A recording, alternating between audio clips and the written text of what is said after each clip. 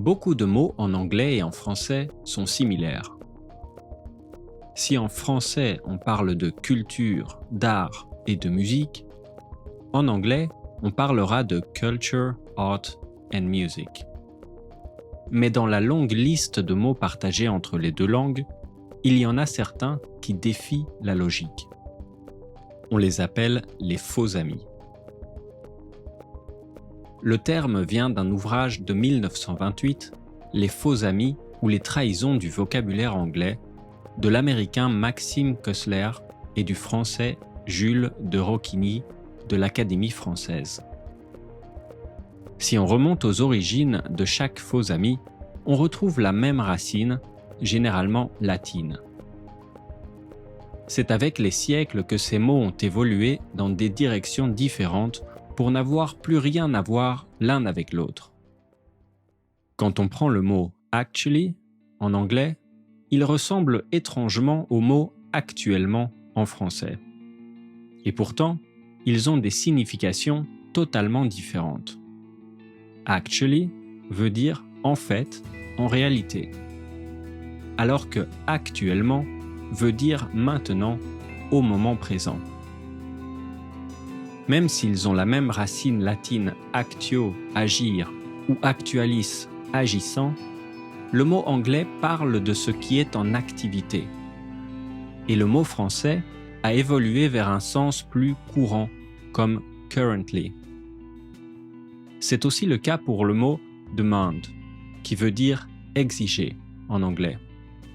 Alors que si on demande en français, on ne fait que poser une question. Dispute parle seulement d'une discussion en anglais, quand les Français l'ont fait évoluer vers le litige, l'altercation. Et la liste est longue. En voici quelques-uns des plus fréquents. A character, en anglais, est un personnage en français, alors que le caractère, en français, parle seulement de la personnalité de quelqu'un.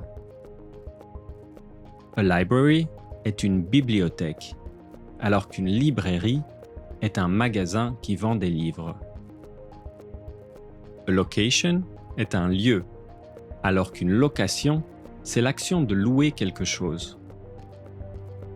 Caution veut dire attention, alors qu'une caution sert à garantir une location, donc a deposit.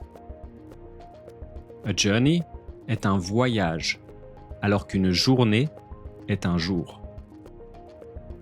A habit est une habitude, alors qu'un habit est un vêtement. To resume veut dire poursuivre, alors qu'un résumé est une version courte d'un récit. D'où l'utilisation en anglais du mot français « résumé » pour parler de sa vie sur une page, un curriculum vitae en français, ou CV. La liste est longue, et heureusement, les ressources sont aussi très riches. Par exemple, la liste complète des faux amis avec leurs explications de Koessler et de Rocquigny est disponible sur Internet. Et pour comprendre le mécanisme de ces faux amis, le livre de Jean Pruvot, La story de la langue française, est une excellente ressource. Question. Quelles erreurs faisiez-vous et ne ferez-vous plus à l'avenir? Quels autres faux amis ne sont pas dans cet épisode mais méritent de l'être?